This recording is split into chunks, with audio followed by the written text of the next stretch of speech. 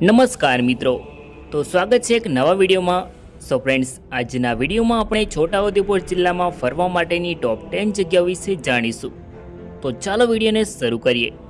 Number 10, માખણીયો પર્વત. છોટાઉદેપુરના પાવી જેતપુર તાલુકાના રાયપુર ગામમાં આવેલો છે માખણીયો પર્વત. આ પર્વત ખૂબ જ રહસ્યમય છે અને આ ડુંગર સાથે અનેક માન્યતાઓ પણ જોડાયેલી છે. આ ડુંગર દૂરથી દેખાવમાં માખણ જેવો હોવાથી તેને માખણીયો પર્વત કહેવામાં આવે છે. આ ડુંગર પર પિકનિક, ટ્રેકિંગ અને ફોટોશૂટ કરવા માટે જઈ શકાય છે. નંબર 9, આદિવાસી એકેડમી ભાષા રિસર્ચ સેન્ટર તેજગઢ. આદિવાસી એકેડમી ભાષા રિસર્ચ સેન્ટર છોટાઉદેપુરના તેજગઢમાં આવેલું છે, જ્યાં તમે આદિવાસી સંસ્કૃતિની તમામ વસ્તુઓ જોઈ અને જાણી શકો છો. અહીંયા વિવિધ પ્રકારના દેશી ઢોલ, શરણાઈ, વાસણો, મૂર્તિઓ, હથિયારો વગેરે જોઈ શકો છો. આ જગ્યા પર તમે આદિવાસીને લગતી તમામ ભાષાઓ અને સંસ્કૃતિ જાણી શકો છો. નંબર 8, ઇકો ટુરિઝમ સેન્ટર કેવડી. કેવડી એ જાંબુગડા અભયારણ્ય અને રતનમહાલ અભયારણ્યને જોડતા માર્ગ પર સ્થિત એક સારી રીતે સંગ્રહિત વન પર્યાવરણીય પ્રવાસન સ્થળ છે. તે એક અદ્ભુત સ્થાન ધરાવે છે કારણ કે તે નદીના કિનારે આવેલું છે. આ સ્થળ જૈવ વિવિધતામાં સમૃદ્ધ છે. સોલ્થ રીચ, પેન્થર, હાઈના, વિશાળ ઉડતી ખિસકોલી ઘણીવાર સાઇટ પર જોવા મળે છે. અહીંયા તમને રહેવાથી માંડીને જમવાની વ્યવસ્થા પણ થઈ શકે છે. આ સ્થળની આસપાસનો વિસ્તાર મૂળભૂત રીતે જંગલનો છે. નંબર 7, ઐતિહાસિક મોહનની વાવ. મિત્રો, આ ઐતિહાસિક મોહનની વાવ છોટાઉદેપુરના કવાંટ તાલુકાના વજેપુરા ગામમાં આવેલી છે. આ વાવ ખૂબ જ સુંદર અને ખૂબ જ લાંબી છે. આ વાવ ટોટલ 7 માળની છે. અહીંયા વાવની દિવાલોમાં અનેક કલાકૃતિઓ જોવા મળે છે.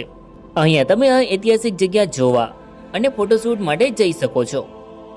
Number 6, Chhota Udepur museum. Chhota Udepur museum છોટાઉદેપુરના મુખ્ય શહેરમાં આવેલું છે. તે જિલ્લાના આદિવાસીઓના જીવનને દર્શાવે છે.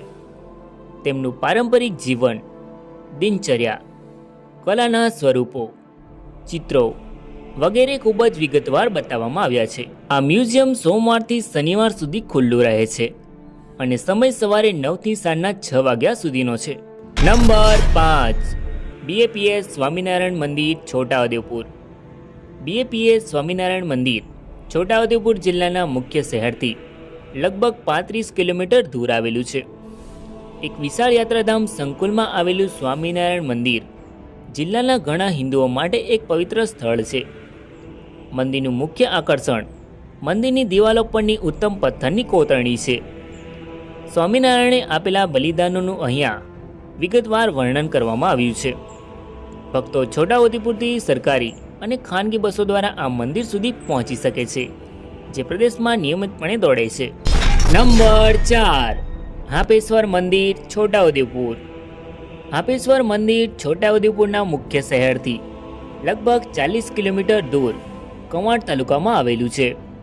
તે એક પ્રાચીન શિવ મંદિર છે અને મોટાભાગના વર્ષ માટે પાણીમાં ડૂબી રહે છે. માત્ર મંદિરનો ધ્વજ જ જોઈ શકાય છે. બાકીનો ભાગ નર્મદાના પાણીમાં ડૂબી ગયો છે. સ્થાનિક લોકોનું કહેવું છે કે આ એક ઐતિહાસિક શિવ મંદિર છે જે લાંબા સમયથી પાણીમાં ડૂબેલું છે. નંબર 3, સુખી ડેમ.